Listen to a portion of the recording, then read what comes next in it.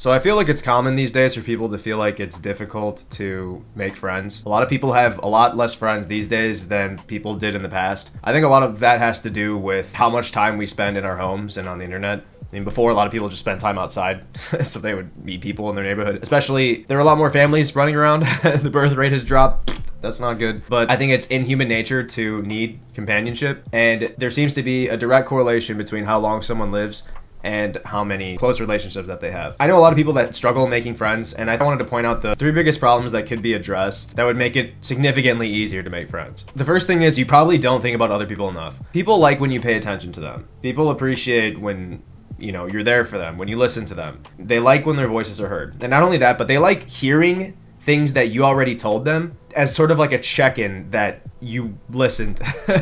And that's not necessarily something that should be obvious, but it should be something that you do. A good example is small talk comes up. Oh, what are you doing this weekend? Oh, I'm going to the beach. Nice. The conversation continues. And once you reach the end, you go your separate ways. You should say, oh, have fun at the beach. Because when they hear that, they think, oh, you actually listened to me. I wasn't just speaking to a wall, right? That's the feeling that you get. It's like a feeling of validation when someone acknowledges you. And you can probably think if someone were to do that to you, you tell someone, oh, like just having a rough day. And if someone asks why, what happened? It's such a significant thing because not that many people do. And you actually getting something off your chest really changes how you're feeling. I think like a huge principle of mine, and this is a bit of a digression, but things that stay on your mind eat away at you. They don't ever go away. They need to be expressed, especially like resentment and worry. Those are things that are best dealt with by expressing them and getting validation from your peers. So if you say, oh, I'm not feeling too great, and someone asks, oh, why? Did something happen? It's extremely validating, right? I mean, I think the biggest thing here, the biggest point I want to make is people want to feel validated. And so finding ways to make them feel that way will make people like you. So yeah, a good example is bringing up things within the conversation that already happened. Another one is kind of what I was leading up to earlier, which is like asking questions when someone states something. Honestly, you really can't ask too many questions. I guess it's possible to ask too many questions, but most people don't. Most people don't ask nearly as many questions as people like to get. And really good advice that I heard was when something comes to your mind, most of the time, it's worth saying. Like, you could be worried about, oh, like, I don't want to look awkward, I don't want to blah, blah, blah. But just, like, most of the time, if you're someone that's already thinking about this stuff, that it's not going to be. And just saying it, like, someone's like, I'm seeing my sister today. And you can ask, oh, does she live in town? Or, oh, are you guys really close? If it's a really big acquaintance, like let's say it's the receptionist at a place that you go to, or are you guys really close, is a little bit more of a intimate question than, oh, nice, what are you guys gonna do? A completely valid question, but something like, oh, are you guys close is more intimate, right? And I know the question comes up because we're talking about friendship. Why would I want to be getting closer with a receptionist at the doctor's office I go to or whatever? And the point is, I view every single interaction as practice for any relationship in my life. I mean, you don't have to care that much, right? And I think that's actually a really big point here too. When you worry too much about these things, when you worry about looking good in conversations rather than worrying about how the other person feels, you're going to come off worse, right? So focusing too much on yourself is, again, the issue here. A lot of people spend too much time in their own heads. And once you step outside and think about how the other person feels, you'll drop a lot of that anxiety that causes you to come up more awkward. And so that kind of leads into my number two.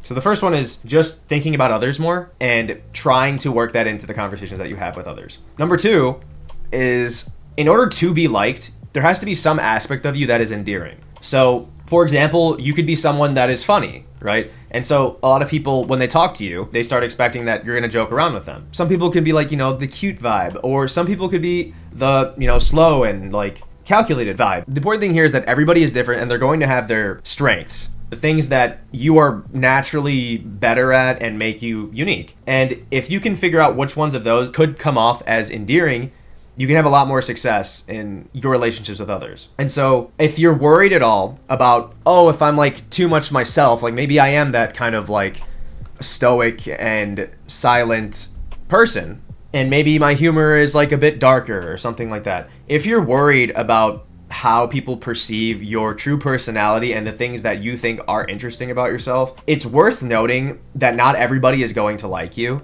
And when you are yourself, the people who you would like are going to recognize that portion of you that makes you unique, and they're going to be interested in you.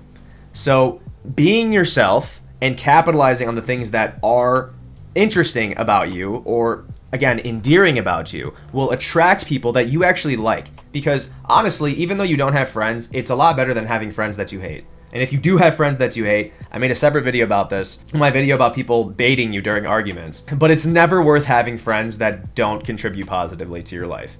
There are plenty of people in this world. There's almost 10 billion people in this world, a massive amount, and you're going to find people that are very similar to you. You just have to get out there. So, and that kind of leads into the third thing I was going to say. So the second one is find something that is endearing about you and kind of capitalize on it, improve it. The third one is the fact that you're probably not getting enough opportunities to meet people in the first place. This plays back to the first thing I said at the beginning of the video, which is that a lot of us spend a lot more time inside these days, significantly more time inside these days than anybody did in the past. And so we just don't really see nearly as many people. And a lot more people are socially awkward now, so it's not as approachable. It doesn't seem as approachable as before. But the thing is, a lot of people are just like you and want to find new friends, want to build relationships. And so I think depending on your age group, that's what's going to decide how you meet new people. Like if you're not in college yet, like maybe you're in high school, it's a lot more difficult to meet new people in high school from your high school, because obviously high school has its set boundaries of who you talk to already. But if you're going to college, let me tell you right now, if you are going to college soon or in the future you plan on going to college, please try to go to a big college and stay in the dorms, okay? Yes, it will cost more, and so that's something you're gonna have to work into. Maybe don't major in a field that doesn't make you any money, like dance theory, but going to a giant public university was one of the best decisions I ever made in my life. For one, I met my wife there. She's great, and in my opinion, the best out of all my friends' wives. Don't tell anybody. I met people that changed my life forever. I completely got out of my shell. It was huge, like one of the most amazing experiences I've ever had. And meeting people at college is like butter.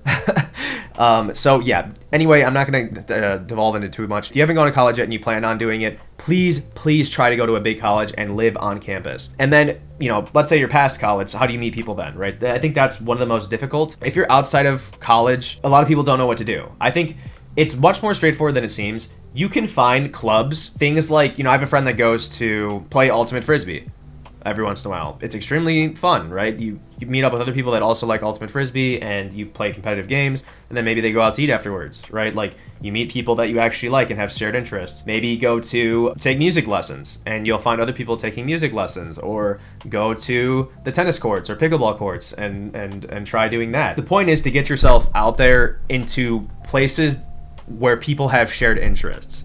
And if one of your interests is gaming, it is possible to meet people online and game with people. You probably already do, but let's just be honest, it's not nearly as fulfilling as having relationships that you can live out in person. And so I think the important part is, you know, if your only hobby is gaming, that's a whole separate issue. I'm just going to be honest. I mean, you're spending a lot of time indoors. It's probably going to have a huge drain on your life. You know, I don't blame you because I've done a lot of the same. But that's a whole separate video topic. The point is, there are opportunities out there to find people and you can do it. So yeah, that kind of rounds out that portion. Those are the three big things that I think are kind of holding a lot of people back that are relatively straightforward to fix. So you should try to think of other people more in your conversations. Think about the things that make you come off as endearing to other people, and then get yourself out there to find more opportunities to meet people that could be like you. So anyway, I hope that was helpful. If you have any questions or just relative comments, if you have any questions or just actual comments, feel free to put them down below. I will read them for sure and most likely respond to them. So I appreciate you watching the video to the end, and hope you guys have a fantastic night. So thanks. Bye.